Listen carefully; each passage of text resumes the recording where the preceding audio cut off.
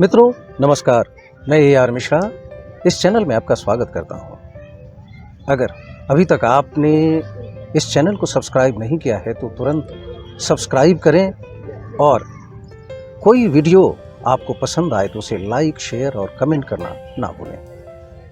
नारी शक्ति, इस कार्यक्रम में महिला शक्ति से हम मिलते हैं और उनके जीवन, उनकी शिक्षा दीक्षा, उनके जीवन के अनुभवों, उनकी उपलब्धियों से हम रूबरू होते हैं। आज इस क्रम में हम मिल रहे हैं श्रीमती आशा किरण जी से, जो एक शिक्षिका के तौर पे अपने कैरियर की शुरुआत की, बाद में एक स्कूल की प्रिंसिपल भी रही हैं, कई स्कूलों में शिक्षा भी दी है इन्होंने और आज एक लेखिका के रूप में कई सारी प्रोजेक्ट्स पे कार्य कर रही हैं।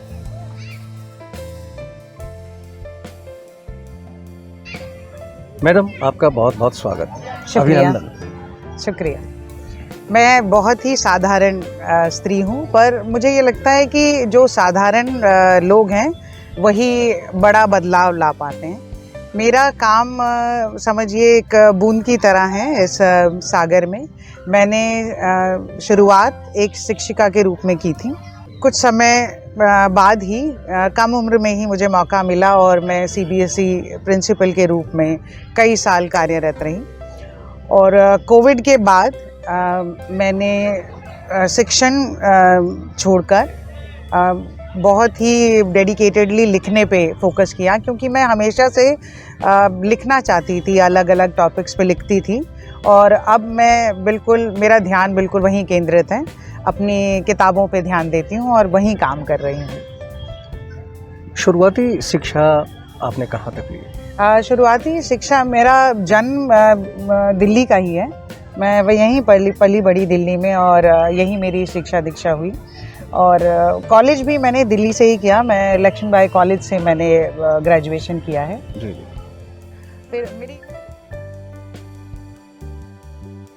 फिर मेरी माता हालांकि पढ़ी लिखी नहीं थी, लेकिन वो हमेशा हम सारे भाई बहनों को चाहती थी कि हम उनके जैसे ना रह जाएं और काफ़ी पढ़ें। तो ग्रेजुएशन के बाद उन्होंने मुझे कंप्यूटर्स की शिक्षा दिलाई। उन्होंने 1-1.5 साल मैंने वो डिप्लोमा कोर्स भी किया सॉफ्टवेयर इंजीनियरिंग का। वो इसलिए भी क्योंकि वो मेरी माता पढ़ी लिखी ना होकर भी उन्हें ये बड़ा रहता था कि कंप्यूटर जब नया नया सब आया था तो उन्हें लगता था कि नहीं, मेरे बच्चे कहीं पीछे ना रह जाएं। हालांकि उन्होंने मुझे और मेरी बड़ी सिस्टर दोनों को ही एक साथ एनरोल कराया था, लेकिन मेरी सिस्टर को उतना उसमें रुचि नहीं आई, but I felt it good और मैंने वो भी किया। और उसके बाद ही मास्टर्स की पढ़ाई के साथ साथ ही मैंने शिक्षण शुरू किया था। एज TGT कंप्यूटर्स मैंने ज्वाइन किया था दिल्ली में। शादी के बाद मैंने एक स्कूल ज्वाइन किया था, वहाँ मैंने एज कोऑर्डिनेटर काम किया कई साल। और फिर मुझे ऑफ़र मिला CBSE प्रिंसिपल की तरह काम करने के लिए, और साथ साथ मैं पढ़ाई भी करती रही। मैंने लास्ट ईयर ही अपना पढ़ाई को थोड़ा विराम दिया है, क्योंकि मैं ये चाहती हूँ कि ज़िंदगी भर सबको पढ़ते रहना चाहिए। तो मेरी भी यही इच्छा है आगे के लिए भी। जी।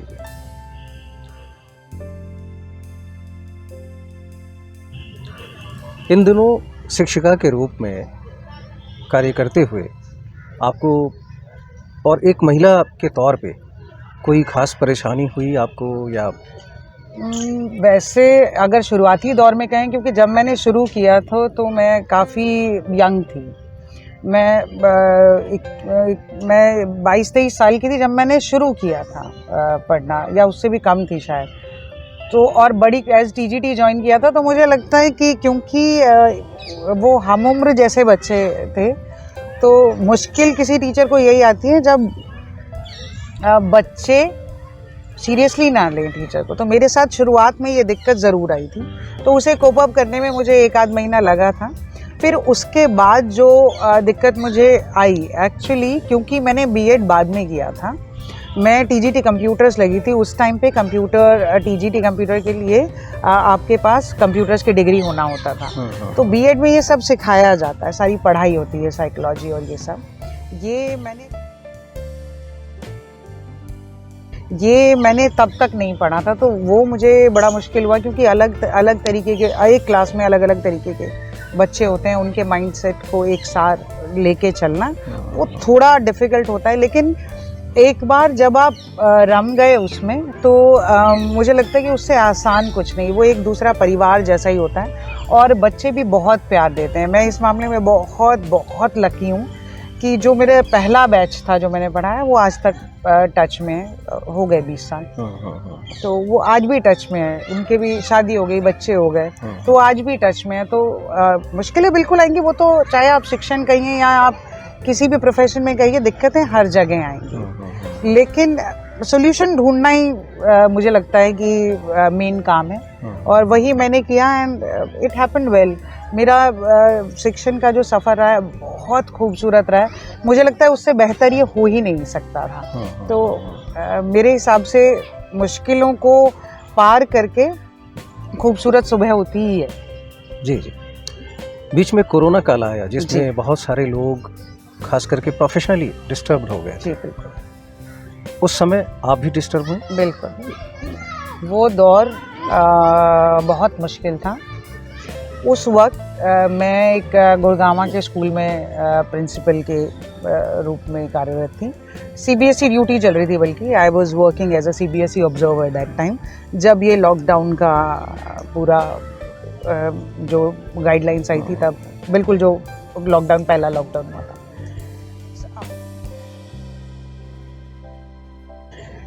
अपने से ज़्यादा मुझे तकलीफ़ हुई अपनी टीचर्स के लिए, क्योंकि बहुत छोटे छोटे शहरों से टीचर्स आ रहे थे और कई लोग तो ऐसे थे कि जो अपना शहर छोड़ के यहाँ रह रहे थे। तो किराया और ये सब चीज़ें, बहुत चीज़ें हो जाती हैं if you are not at your home. सबसे बड़ी मुश्किल जो होती है वो ये होती है अगर आपका अपना घर होता है या खेती बाड़ी है, तो वो उन लोगों को ज़्यादा उतनी परेशानी उन लोगों ने नहीं देखी उस वक्त। जी। उस वक्त जो सबसे ज़्यादा परेशानियाँ देखी उन लोगों ने देखी जो अपना घर छोड़ के यहाँ आए हुए हैं और काम कर रहे हैं, और काम हो गया ठप।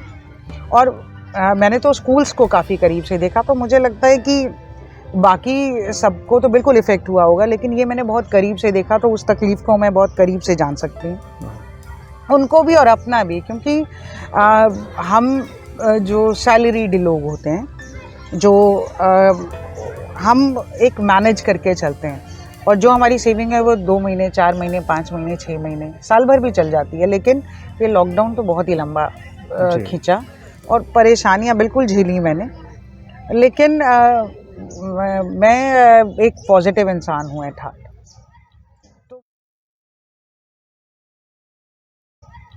तो मुझे हमेशा ये उम्मीद रहती है कि हाँ कुछ ठीक हो ही जाएगा आगे। तो अब सोचती हूँ तो वो बड़े तकलीफ़ वाले दिन ज़रूर थे। बीइंग अ मदर, एक बच्चा भी आपके साथ है, और वो भी मेरी बेटी काफ़ी बड़ी है, 8th में है अब। तो उस टाइम पे भी बहुत सारी चीज़ें हैं और वो हम बच्चों को नहीं समझा सकते कि ये परेशानियां हम झेल रहे हैं या ऐसा कुछ। लेकिन हाँ, बुरा वक्त था, बहुत बुरा वक्त था, निकल गया। चाहे आप फर्स्ट वेव कहें या सेकंड वेव कहें। सेकंड वेव में तो मेरी सासू माँ का देहांत भी हुआ कोविड की वजह से। तो हम तो बिल्कुल ही कह सकते हैं एक्सट्रीम सिचुएशन से निकले। तो हाँ, बहुत ही, मुझे खुद भी कोविड हुआ था, बहुत ही एडवर्स हुआ था। तो हाँ, वो समय तो ऐसा था कि मैं तो उसको दूसरा जन्म ही कहूँगी अभी। लेकिन हाँ, मैंने ये पॉजिटिव एटीट्यूड तो हमेशा अपने आप को पुश करने के लिए हमेशा रखा कि हाँ सब ठीक हो जाएगा, सब ठीक हो जाएगा। हाँ, जब मुझे कोविड हुआ तब मैं थोड़ा ये हो गई थी कि शायद अब ना बचूं तो पीछे, वो थोड़ा उस वक्त मैं काफ़ी हिल गई थी, घबरा गई थी। लेकिन मैंने किसी को तब भी ये नहीं बताया कि हाँ मुझे ऐसा लग रहा है, ऐसा। पर इवेंचुअली सब ठीक हो गया और चीज़ें, कुछ खो भी गया, काफ़ी कुछ खो भी गया, लेकिन सब मैनेज हो गया। उसके बाद वर्क फ्रंट पे कोविड के दौरान ही आपने सोचा कि स्विच करूं? सेकेंड वेव के बाद। सेकेंड वेव में क्या हुआ कि जैसे मैंने आपको बताया कि आई वॉज एडवर्सली इफेक्टेड। मुझे बहुत ही एक्सट्रीम लेवल पे कोविड की चपेट ने ले लिया था सेकेंड वेव में।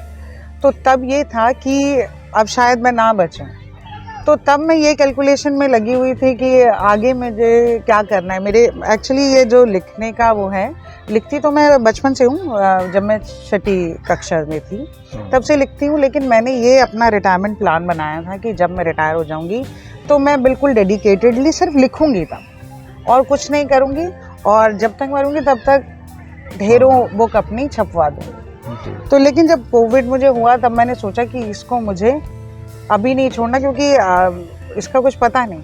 मैं हमेशा से मुझे लगता था कि मेरी बहुत लंबी उम्र है, लेकिन तब मुझे लगा कि हाँ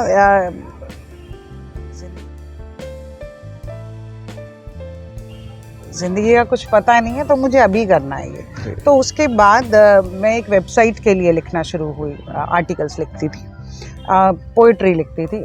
मेरा फोर्टे वैसे पोइट्री ही है मेरा, मैं ज़्यादातर कविताएं ही लिखती हूँ, शॉर्ट स्टोरीज लिखती हूँ।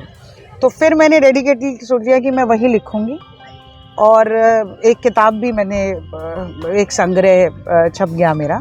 दूसरी शॉर्ट स्टोरीज़ पे मैं काम कर रही हूँ, वो भी भगवान की दया से जल्दी छप जाएगा। तो मैंने तभी सोच लिया था कि जो चीज़ें मैंने बाद के लिए रखी हैं वो सब अभी कर लेनी चाहिए, क्योंकि बाद का अब कुछ पता तो है नहीं।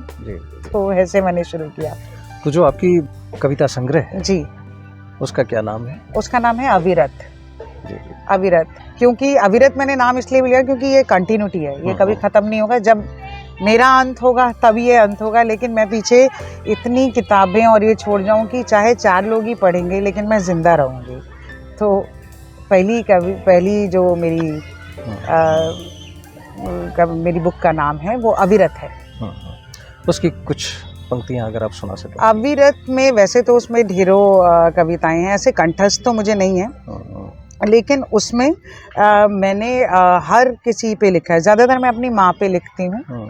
वैसे मैंने अपनी माँ पे लिखा था कि यूँ तो मैं बड़ी मशरूफ़ हूँ ज़िंदगी में, यूँ तो मैं बड़ी मशरूफ़ हूँ ज़िंदगी में, लेकिन जैसे ही एक पल की सांस मिलती है तब बहुत याद आती हो तुम।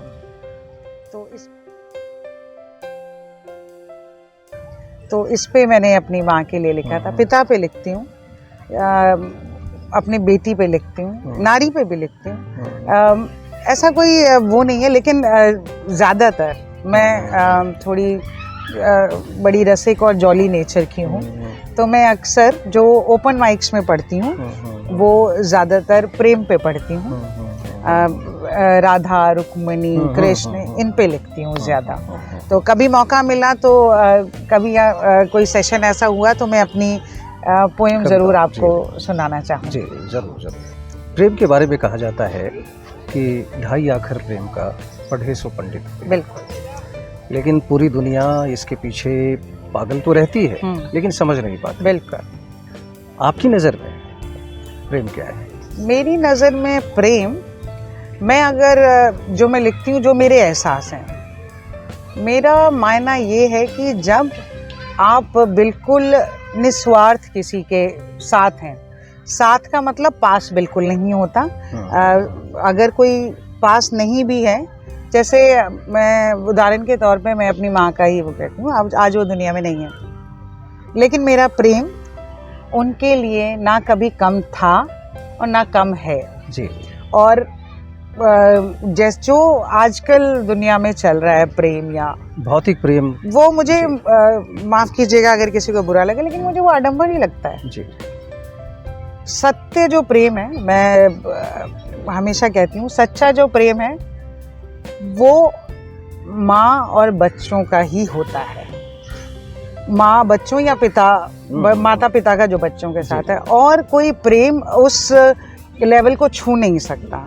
और यदि आप जीवन साथी या किसी के साथ भी प्रेम का बंधन कहें तो वो आत्मा से ही है। मैं किसी को प्रेम करती हूँ तो वो मेरी आत्मा से है, चाहे वो मेरे पास है नहीं है या नहीं है जी। मेरे प्रेम के लिए उसका साथ होना ज़रूरी है, पास होना ज़रूरी नहीं जी। और उसी भाव से मैं लिखती भी हूँ, उसी भाव से लिखती हूँ।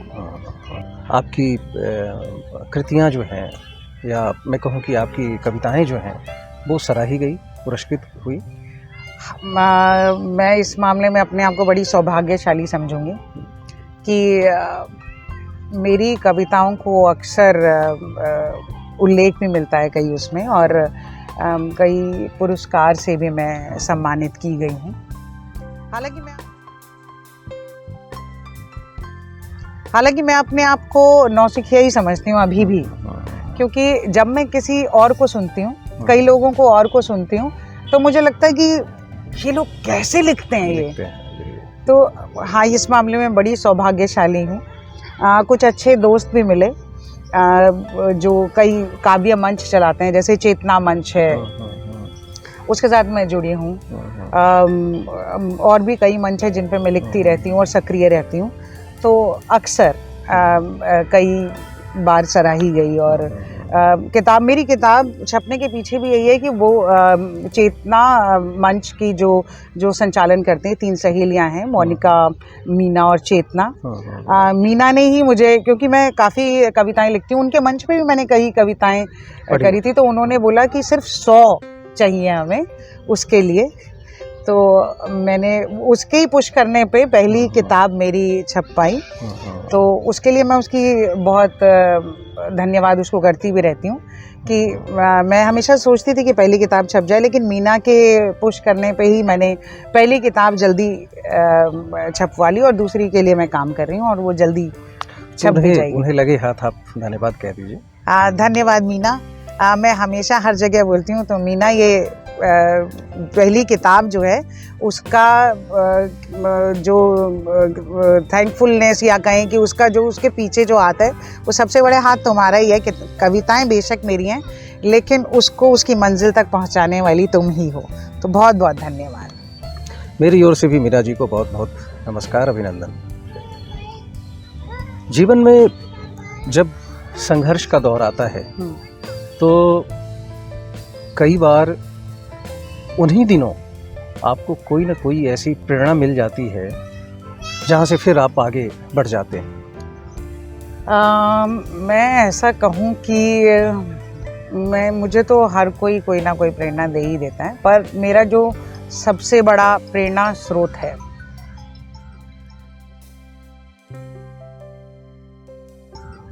वो पहले मेरी माँ और फिर मेरी बेटी। मैं सबसे ज़्यादा अपनी बेटी से सीखती हूँ, हालांकि मैं उसे बहुत डांटती ज़रूर रहती हूँ, लेकिन वो जब 5 महीने की थी तब मैंने दोबारा काम शुरू कर दिया था, और 8 महीने में गर्भवती थी तब तक मैंने काम किया है। जो मैं काम कर पाई, मैं एक सफल शिक्षिका रही, सफल प्रिंसिपल रही, या अब भी सुकून से अपना काम कर रही हूँ, उसकी वजह वही है, क्योंकि हम माँओं के लिए ये बड़ा मुश्किल होता है काम करना। जी। लेकिन आप मानेंगे नहीं, वो मुझे हमेशा अगर मैं कहीं फंसती हूँ या कहीं परेशानी में हूँ तो वो एनकरेज करती है कि आप तो कर ही लोगी, आप कर लोगी, आप चिंता नहीं करो। तो वो मेरे लिए एक, बाकी सब भी मुझे कुछ ना कुछ सिखाते हैं, मैं ऐसा नहीं कहती।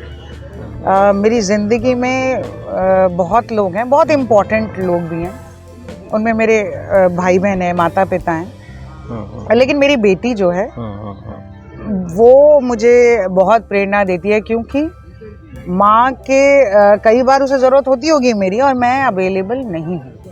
मैं उसने मुझे पास नहीं पाया, साथ पाया लेकिन पास नहीं पाया। लेकिन वो तब भी बहुत पढ़ने में अच्छी है और बहुत एक्टिव है, को करिकुलर एक्टिविटीज़ और ये सब बहुत, वो है, शैतान भी बहुत है, लेकिन वो मुझे बहुत प्रेरणादायक लगती है। बाकी हर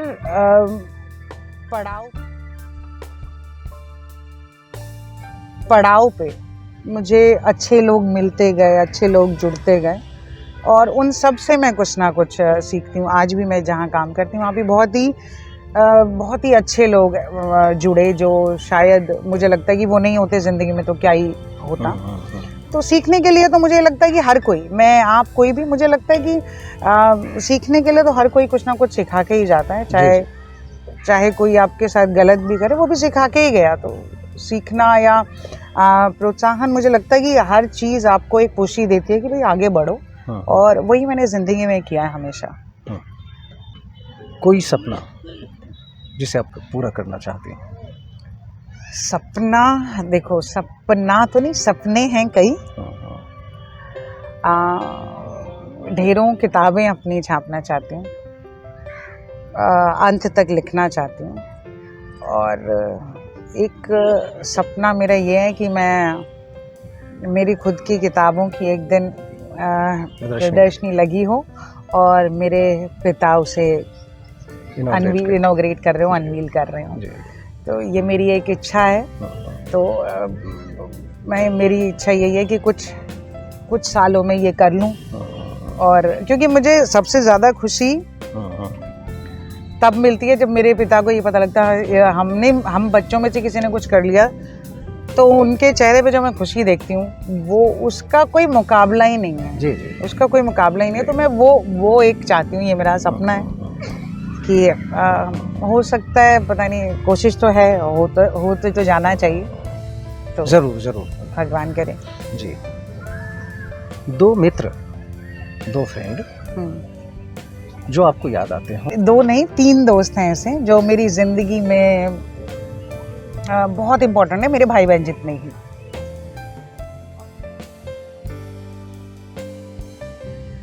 और अच्छी बात ये भी है हम साल में 1.5 साल में एक बार मिलते हैं। एक व्हाट्सएप ग्रुप जरूर बनाया नाम के लिए, उसमें भी कभी कभार बात होती है। लेकिन अच्छी बात यह है कि हम साल भर बाद भी मिलते हैं, तो ऐसा गिला शिकवा नहीं होता कि साल भर से बात क्यों नहीं, ये नहीं। लेकिन मेरी जिंदगी का हर पन्ना जानते हैं। उनका नाम बता दीजिए। मेरे तीनों दोस्त जो हैं वो अंजलि, बरखा और पूजा, ये मेरी जिंदगी का बहुत ही अहम हिस्सा है। और ये मुझे इसलिए भी मैं ये कहती हूँ कि मेरी ज़िंदगी का हर पन्ना तो जानते ही हैं, और गलत सही जो भी है मैं उन्हें बताने से हिचकती नहीं, क्योंकि ये मुझे दे आर नॉट जजमेंटल। वो मुझे मैं समझ के वो करते हैं। ऐसा नहीं कि मैंने कुछ गलत नहीं किया लाइफ में, there are plenty of things I have done wrong. बहुत सारी गलतियाँ ज़रूर की हैं, लेकिन ये तीनों ऐसी हैं कि जिन्हें मैं वो गलत बता सकती हूँ कि भाई मैं ये करने से पहले ही बता देती हूँ कि भैया मैं ये गलत करने जा रही हूँ। वो ऐसा नहीं कि वो रोकते नहीं है, तो ये कि लेकिन मैं जहाँ हूँ, जैसी हूँ, ये इन तीनों ने मेरा साथ दिया है, हमेशा साथ दिया है। तो ये उतने ही प्रिय हैं मुझे जैसे मेरे भाई बहन। हालांकि मेरे पहले जो दोस्त हैं वो मेरे भाई बहन ही हैं। हम पूरी रात जाग के 16 पर्ची ढप खेल सकते हैं, हम भाई बहन ऐसे। लेकिन वो चीज़ें अब हम मशगूल हो गए ज़िंदगी में।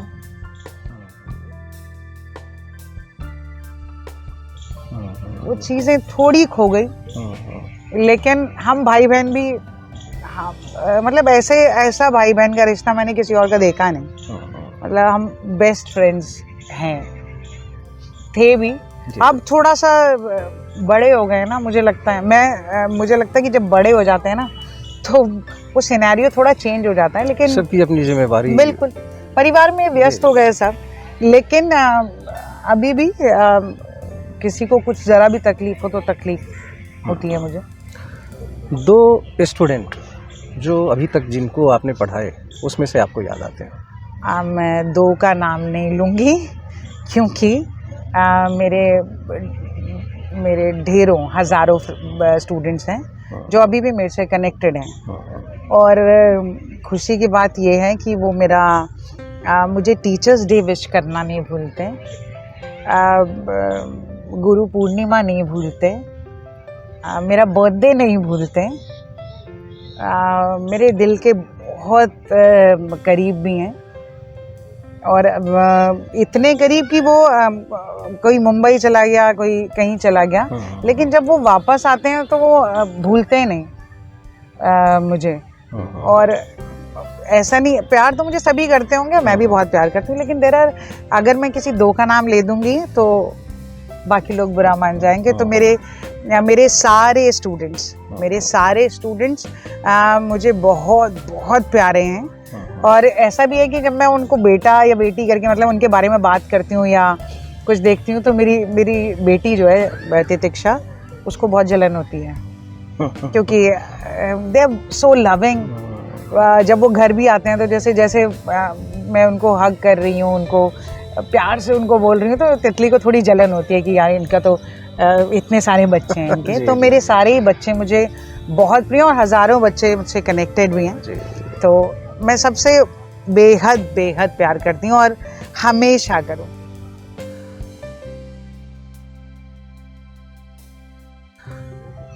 कोई 2 पॉलिटिशियन जो आपको इंस्पायर करते हैं? पॉलिटिशियंस तो मुझे कम ही इंस्पायर करते हैं वैसे, लेकिन जिनकी पर्सनालिटी मुझे अपील करती है काफ़ी, जो जिनकी पर्सनालिटी मुझे बहुत अपील करती है, वो एक मुझे वाजपेयी जी की पर्सनालिटी बहुत अपील करती थी, क्योंकि बहुत ही सरल तरीके से वो बहुत गंभीर बात भी कर जाते थे। तो मुझे वो बहुत अपीलिंग लगते थे। उनकी पर्सनालिटी मुझे बहुत ही जानदार लगती थी। ऐसा मैंने आज तक कोई नहीं देखा, और शायद हो भी नहीं सकता। उनकी बहुत अपील करती थी। एक मुझे योगी आदित्यनाथ, बहुत उनकी पर्सनालिटी भी काफ़ी अपील करती है मुझे। उनकी पर्सनालिटी भी काफ़ी सिंपल, और जब वो बात करते हैं सटीक बात करते हैं, तो वो भी मुझे काफ़ी अपील करते हैं। दो not being a politician, being a person, I like them. मतलब वो मुझे काफ़ी प्रभावित हूँ मैं उनसे, उन दोनों से।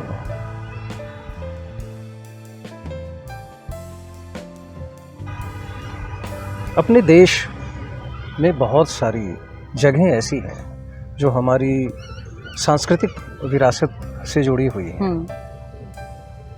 कोई ऐसा हिस्सा देश का जिसे आप घूमना पसंद करें? अभी नहीं आप वहाँ जा पाई हैं, लेकिन वहाँ जाना पसंद करें। अब मैं केरला जाना चाहती हूँ।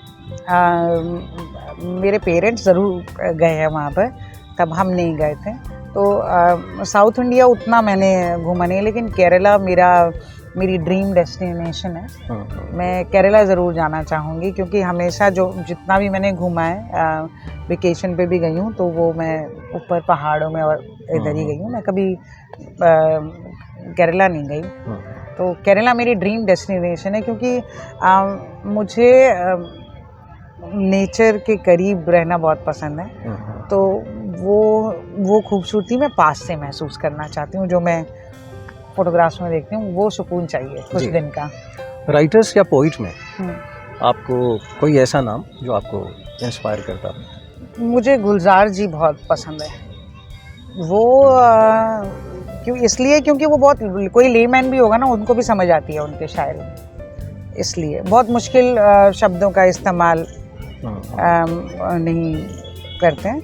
उनकी जो भी गाने उन्होंने लिखे हैं या जो शेरो शायरी वो करते हैं, अमेजिंग, बहुत ही बढ़िया लगते हैं मुझे। तो उनकी जो लिखाई है वो मुझे बहुत ही पसंद है। बहुत, मैं घंटों पढ़ सकती हूँ, घंटों पढ़ सकती हूँ। वो इतना बेहतरीन लिखते हैं। तो उनकी लिखाई मुझे वैसे भी बहुत मोटिवेट करती है, और मैं कोशिश यही करती हूँ कि मैं सरल उसमें लिखने की कोशिश करती हूँ कि कोई लेमैन भी होगा उसको भी समझ आए।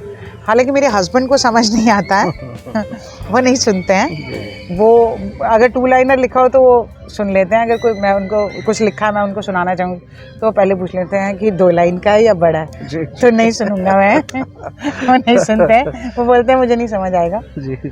तो लेकिन फिर भी वो मेरी खुशी के लिए एक आध बार उन्होंने सुना होगा, और फिर उन्होंने कहा कि मुझे समझ तो नहीं आया। तो वो मेरे सबसे बड़े क्रिटिक हैं, तो उनको तो मैं मुश्किल ही सुनाती हूँ कुछ। कि कोई 2 लाइनर उन्हें बहुत अच्छा लगता है, तो एक आध उन्होंने अपने व्हाट्सएप स्टेटस पे लगाया था कभी, मुझे भी ना बताया कि हाँ ये तो समझ आ गया, ये लगाता हूँ। कभी भूख से वास्ता पड़ा? भूख से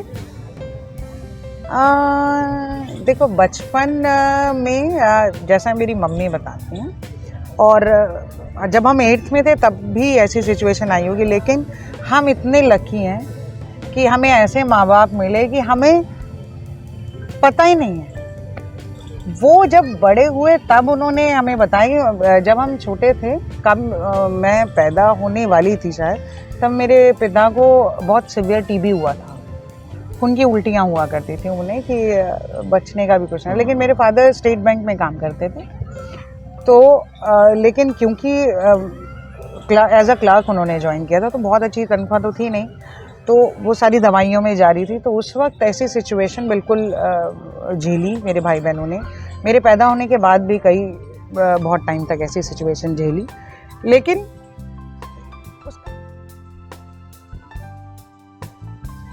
उसका हमें पता नहीं है। जब मैं 8th में थी तब हमने घर खरीदा था तो वो सारी जमा पूंजी लगा के इन्होंने अपना घर खरीदा था यहाँ पर। तो ऐसा होता था कि रोजी गोभी बनती थी, तो हम स्कूल से आते थे, मम्मी को बोलते थे कि रोजी क्यों गोभी बनती है, तो वो हमें ऐसे समझाती थी अरे बहुत हेल्दी होती है ये वो।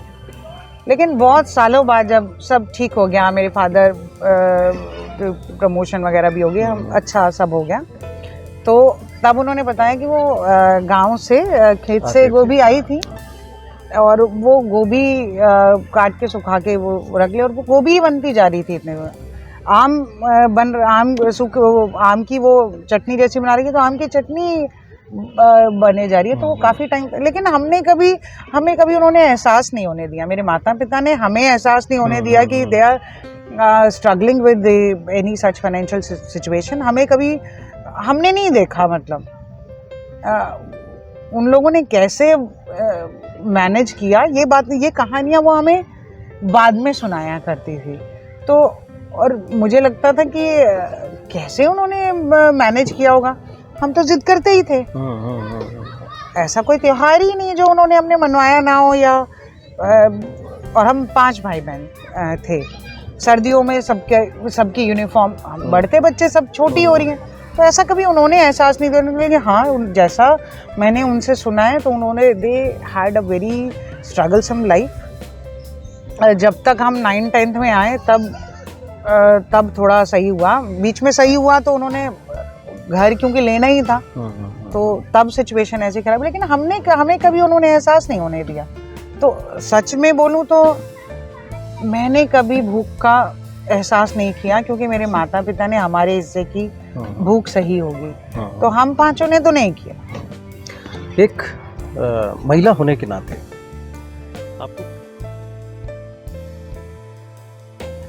आपको कभी इन्फीरियरिटी कॉम्प्लेक्स होती है? बहुत, और ये मुझे लगता नहीं कि कभी ख़त्म होगा। और ये मैंने बचपन से ही देखा है। मैं बचपन से ही बहुत ही उद्दंडी थी, मैं आराम से चलती ही नहीं थी, तो मेरी माँ को मेरे लिए बहुत कुछ सुनना पड़ा था। मेरी नानी स्पेशली मुझे सिखाती थी कि ऐसे हंसना चाहिए और ऐसे बैठना चाहिए, जी। और ऐसे चलना चाहिए। और मेरी मम्मी बहुत परेशान हो जाती थी, क्योंकि एक आध बार उन्हें भी बोलना पड़ जाता था मुझे। मेरी नानी महीनों हमारे साथ रहने आती थी और मेरी मम्मी बहुत परेशान रहती थी, क्योंकि लड़की है। तब मुझे ऐसा लगता था कि ये क्या हो रहा है हमारे साथ। जी। और फिर आप बड़े हो जाते हैं, मुझे लगता है कि जो रेस्ट्रिक्शंस है ना कुछ, वो लड़कियों के हिस्से हैं ही। हालांकि मेरे माता पिता ने कभी कोई रेस्ट्रिक्शन नहीं रखी, बल्कि मेरा जो करियर फोकस था वो हमेशा चेंज होता रहता था। मुझे पुलिस बनना था, तो उन्होंने मुझे जूडो कराटे सिखाया 1 साल। फिर मुझे वहाँ कुछ ऐसा हुआ कि मुझे वहाँ डर लगा कि कोई मरमरा ना जाए तो मैंने वो छोड़ दिया। तो उन्होंने वो भी बड़े होल हार्टेडली, उस वक्त पे जूडो की यूनिफॉर्म ना बहुत महंगी आती थी, तो मेरे माता पिता ने कभी ये नहीं करा कि लड़का या लड़की है। मैंने बीएड का एंट्रेंस दिया था पहले, और वो मैं 2 नंबर से फेल हुई थी। उसमें 20,000 रुपये उस टाइम पे, मेरे ग्रेजुएशन के बाद की बात है, आईपी यूनिवर्सिटी में दिया था, तो वो उसमें 20,000 रुपये जमा हुए थे और सिर्फ 4,500 रुपये रिफंड हुए थे। और मुझे लगा राम मौत ही हो गई है, तो अब क्या होगा। लेकिन मेरे मम्मी पापा ने मुझे कभी नहीं सुनाया, और वो आरकेपुरम में सेंटर कुछ पड़ा था, तो मेरे पापा मुझे लेके घूम रहे हैं। इतनी लंबी लाइन थी, लेकिन उन्होंने मुझे कभी कुछ नहीं, आई एम सीरियसली ब्लेस्ड। मुझे मतलब अगर मुझे फिर जन्म मिले तो मैं यही माता पिता चाहूँगी। तो उन्होंने मुझे बोला ही नहीं कभी। तो लेकिन ये है कि वर्क प्लेस पे भी या कहीं भी आपको कुछ रिस्ट्रिक्शंस, उलझने आपको मिलेंगी ही। जी। फिर जन्म मिले तो यही पति चाहिए?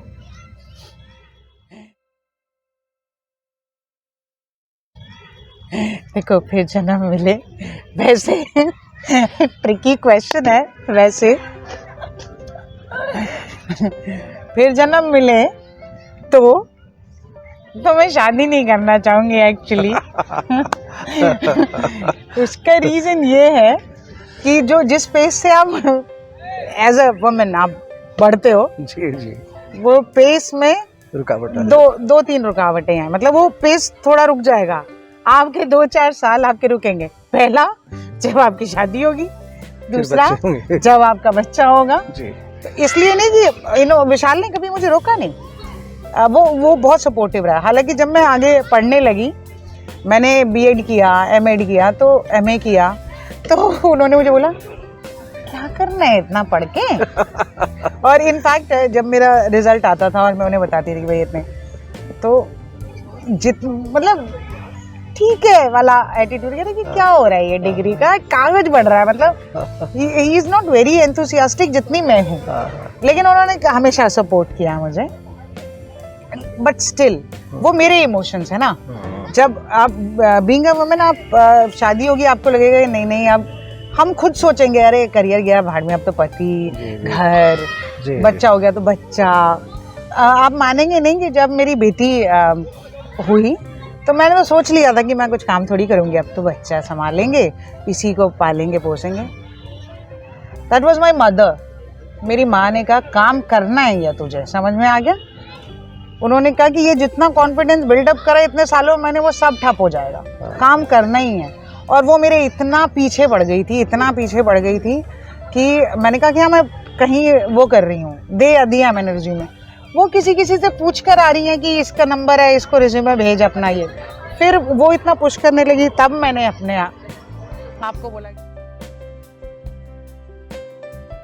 आपको बोला कि यार कर ही लेती है।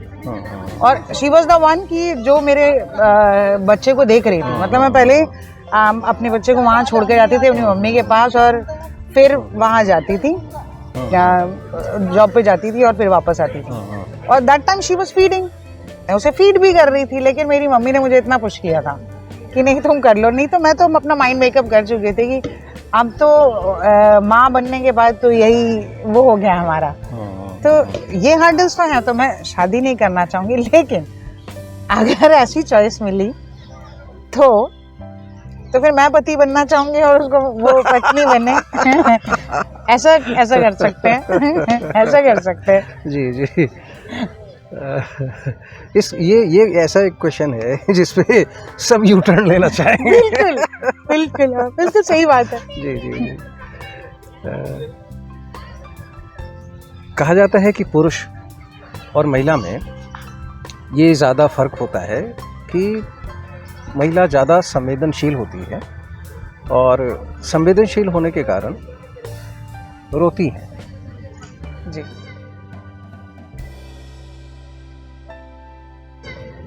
रोना आया कभी? हाँ, बहुत बार। मुझे जब गुस्सा आता है ना, तो मुझे और कुछ नहीं लगता, मुझे रोना ही आता है। लेकिन ये जब कहते हैं लोग कि आदमी संवेदनशील नहीं होते हैं, मुझे लगता है कि बिल्कुल होते हैं। उसमें जताना दिखाना नहीं आता। और हम लेडीज़ की प्रॉब्लम यही है कि उन्हें जताना क्यों नहीं आता। लेकिन मुझे लगता है कि जब हम रोते हैं ना, हम लड़कियां रोती हैं, तो वो सामने वाला हमें कमज़ोरी समझ लेता है। तो मैं कोशिश यही करती हूँ कि मैं अकेले में रहूँ, जो किसी को पता ना चले, सब बाहर भी निकल जाए। लेकिन हाँ, एट टाइम्स ऐसा हुआ कि सामने आ गया होगा। लेकिन मैं अभी तक जिनके सामने रोई वो मेरे बहुत अपने ही थे। तो ऐसा उन्होंने मन में मुझे कमज़ोर ज़रूर समझा होगा। लेकिन मैं रोती सिर्फ उन्हीं के सामने हूँ जो समझे उसका, जो मेरे बहुत करीब हैं। चलिए मैडम, आपको बहुत बहुत शुभकामनाएं Thank you. और आप निरंतर आगे बढ़ते रहें। शुक्रिया सर। मैं आखिर में आपको विलियम वर्ड्सवर्थ, बहुत अच्छे कवि हुए, अंतर्राष्ट्रीय कवि, उन्होंने कहा था, boats are lovely dark and deep, I have my promises to keep, miles to go before I sleep, miles to go before I sleep. बिल्कुल। लेकिन इससे इसका जो अनुवाद है डॉक्टर हरिवंश राय बच्चन ने किया, वो बहुत ही खूबसूरत है। गहन सघन मनमोहक वनतरु मुझको आज बुलाते हैं, किंतु किए जो वादे मैंने याद मुझे आ जाते हैं।